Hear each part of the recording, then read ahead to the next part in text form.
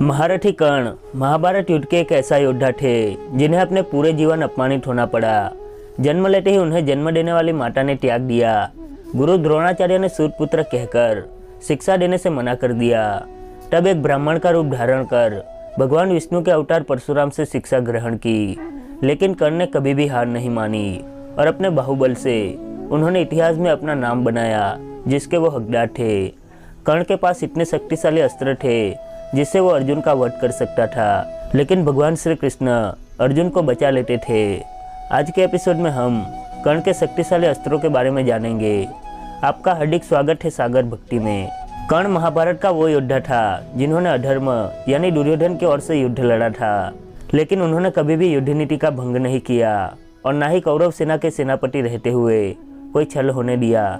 महारथी कर्ण के पास जो सबसे शक्तिशाली अस्त्र था वह था गुरु परशुराम का दिया हुआ विजया धनुष। धर्मशास्त्रों के अनुसार पौराणिक काल में दिव्यास्त्रों के संधान के लिए दिव्य धनुष की आवश्यकता होती थी, क्योंकि साधारण धनुष से दिव्यास्त्रों का संधान नहीं किया जा सकता था। कर्ण का यह धनुष एक दिव्य धनुष था जिसे उन्हें गुरु परशुराम ने दिया था। दरअसल गुरु द्रोणाचार्य ने जब एक सूतपुत्र होने के कारण कर्ण को शिक्षा देने से मना कर दिया, तो वो अस्त्र शस्त्र की शिक्षा पाने के लिए एक ब्राह्मण पुत्र बनकर गुरु परशुराम के पास पहुंचे, क्योंकि उन्हें डर था कि कहीं सूतपुत्र होने के कारण परशुराम भी उन्हें अपना शिष्य बनाने से मना कर दे। ब्राह्मण के वेश में कर्ण ने परशुराम से अस्त्र शस्त्रों का ज्ञान तो प्राप्त कर लिया, लेकिन जब कर्ण की शिक्षा पूर्ण हो चुकी थी, तभी एक दिन उनके गुरु को पता चला कि कर्ण किसी ब्राह्मण का पुत्र नहीं बल्कि एक सूतपुत्र है। क्रोध में उनके गुरु परशुराम ने कर्ण को श्राप दे दिया कि तुमने मुझसे धोखे से शिक्षा प्राप्त की है,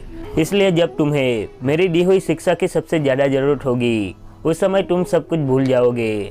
परंतु जब कर्ण ने वेश बदलने का कारण बताया, तब गुरु परशुराम का क्रोध शांत हुआ और उनका मन व्यतीत हो उठा।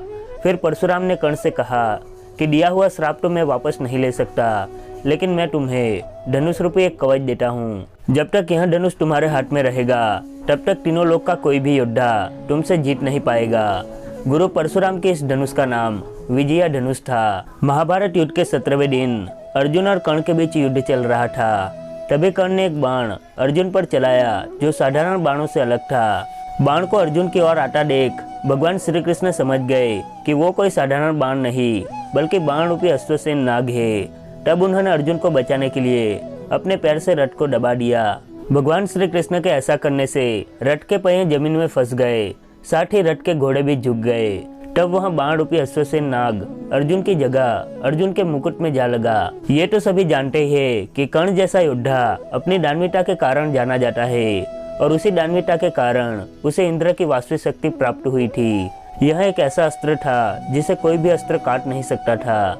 जब महाभारत युद्ध शुरू हुआ तो कर्ण ने अपनी यह शक्ति अर्जुन के लिए बचा कर रखी थी, लेकिन भगवान श्री कृष्ण ने भीम और हिडिंबा के पुत्र घटोत्कच को युद्ध में शामिल कर कर्ण को दी हुई इंद्र की वास्तविक शक्ति को चलाने को विवश कर दिया। इन तीनों शक्तियों के अलावा कर्ण के पास आग्नेयास्त्र, रुद्रास्त्र, ब्रह्मास्त्र, भार्गवास्त्र, गरुड़ास्त्र, नागास्त्र, नागपाश जैसे और भी दिव्य अस्त्र थे जिन्हें मंत्रों से प्रकट कर संधान किया जाता था। इन अस्त्रों को चलाने के लिए महारथी कर्ण अपने विजय धनुष को इस्तेमाल किया करते थे। महाभारत युद्ध में जिस समय अर्जुन ने कर्ण का वध किया, उस समय कर्ण के हाथों में वह धनुष नहीं था। अगर उस समय उसके हाथ में वह धनुष होता तो अर्जुन कभी भी उसका वध नहीं कर पाते। कर्ण ने अर्जुन पर बहुत सारे अस्त्र से प्रहार किए, परंतु भगवान श्री कृष्ण हमेशा अर्जुन को बचा लेते थे। दोस्तों, आपको क्या लगता है, क्या कर्ण अर्जुन का वध नहीं कर सकते थे? इसके बारे में हमें कमेंट करके ज़रूर बताएं। वीडियो पसंद आया हो तो कृपया लाइक और शेयर करें तथा चैनल सागर भक्ति को सब्सक्राइब कर हमारे साथ जुड़े रहे। आपका बहुत बहुत धन्यवाद।